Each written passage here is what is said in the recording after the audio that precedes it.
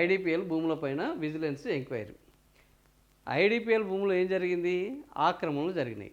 IDPL భూములలో ప్రభుత్వానికి ఐడిపిఎల్కి సంబంధించిన భూములను కొంతమంది ఆక్రమణదారులు, దొంగలు, లంగలు అందరూ కలిసి ఆ భూములను ఆక్రమించుకున్నారు. ఈ భూములను ఆక్రమించుకున్నారు అని కల్వకుంట్ల కవిత అక్కడికి వెళ్ళి తన జనంబాట కార్యక్రమంలో ఇక్కడ భూములన్నీ ఆక్రమణకు గురైపోయినాయి, ఈ భూములన్నిటిని ఆక్రమించిన వాటిలలో ఈయన పాత్ర, మాధవరం కృష్ణారావు గారి పాత్ర బ్రహ్మాండంగా ఉన్నది అని ఆమె ఇంత బురద చేసి వచ్చింది ఆయన మీద. సో ఈయన తెల్లారి పెట్టి ఈమెకు సోయి లేదు, ఈమెకు తెలియలేదు, ఈమె అసలు ఈమె ఏం మాట్లాడుతుందో, ఈమె వాళ్ళ అయ్యని అడ్డం పెట్టుకొని మస్తు భూములు సంపాదించింది కూకుట్పల్లిలో అని ఆయన ఒక డాక్యుమెంట్ బయట పెట్టాడు. ఈ ఐడిపిఎల్ భూములలో నేను ఒక్క ఎకరం కాదు, ఒక గజం కూడా నేను ఆక్రమించింది లేదు, నేనే పైగా అనేక సార్లు ప్రభుత్వానికి ఫిర్యాదు చేసిన అని ఆయన చెప్పిండు. ఈ రెండింటిని ఈ లొల్లి జరుగుతుంది అని రేవంత్ రెడ్డి ఏం చేశాడు?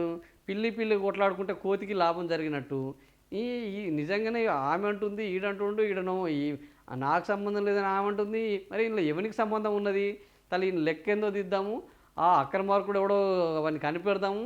మరి అన్న నుంచి మనకేమన్నా ఏది పిల్లి కొట్లాడుకుంటే కోతికి ఇంత కొబ్బరి చిప్ప రొట్టె దొరికినట్టు మనకేమన్నా దొరుకుతుందా అనుకొని ఒక విజిలెన్స్ అయితే ఇష్టపడేశాడు.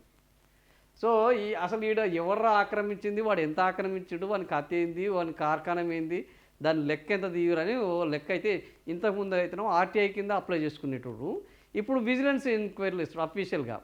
సో ఇప్పుడు విజిలెన్స్ చేశాడు. విజిలెన్స్ చేస్తే ఇక ఇది నాదంటే నాదని వీళ్ళ యొక్క పోటీ చూడాలి. కవిత ఇక ఆయన విజిలెన్స్ చేయడం వల్ల చూసినావా నేను మొట్టమొదలు బయట పెట్టగానే ప్రభుత్వం స్పందించింది, ఈ భూముల మీద విచారణ చేసింది, రేవంత్ రెడ్డి గారికి ధన్యవాదాలు, ఇది మా లైన్లోనే జరుగుతున్నది, మేము తిట్టినట్టు చేస్తాం, మీరు కొట్టినట్టు చేయండి, మేము గిచ్చినట్టు చేస్తాం, మీరు ఏడ్చినట్టు చేయండి అన్నట్టు మేము బయట పెడుతుంటాం, మీరు ఎంక్వైరీ చేయండి అని నేను చెప్తున్నాను. నేను చెప్పడం వల్లనే ఎంక్వైరీ పడ్డదని ఆమె సంబరాలు చేసుకుంది. ఏది ఇట్లా సంబరాలు చేసుకోవడం కవిత గారికి ఏమి కొత్త కాదు. బీసీకి సంబంధించిన విషయంలో కూడా ఇక అసలు రిజర్వేషన్లు అమలైనవి అన్నట్టు గులాలు పూసుకొని ఘోరమైన సంబరాలు చేసుకుంది. తీరా బోర్ల పడి ఇప్పుడు ఆ బీసీలకు రిజర్వేషన్లు ఎన్నికలు అయిపోతున్నాయి. మళ్ళీ బీసీల గురించి మాట్లాడుతున్న పాపన పోయింది లేదు. అప్పుడు ఒకటే ఆర్ కృష్ణయ్య దగ్గర పోయింది, శ్రీనివాస్ గౌడ్ దగ్గర పోయింది, ఆ బీసీ నేత అన్నది, ఈ బీసీ నేత అన్నది, ఇప్పుడు ఏ బీసీ నేత లేదు.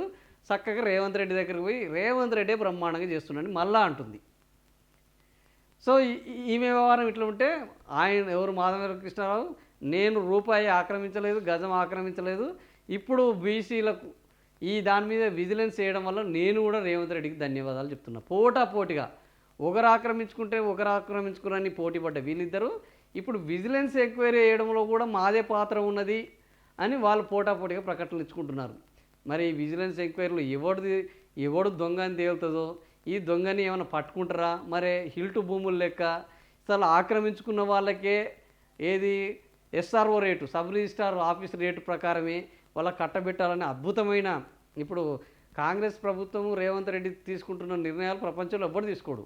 ఎందుకంటే ఆక్రమించుకున్న వాడికి అడ్డగోలుగా భూములను కట్టబెట్టే విధానము తెలంగాణలో జరుగుతుంది.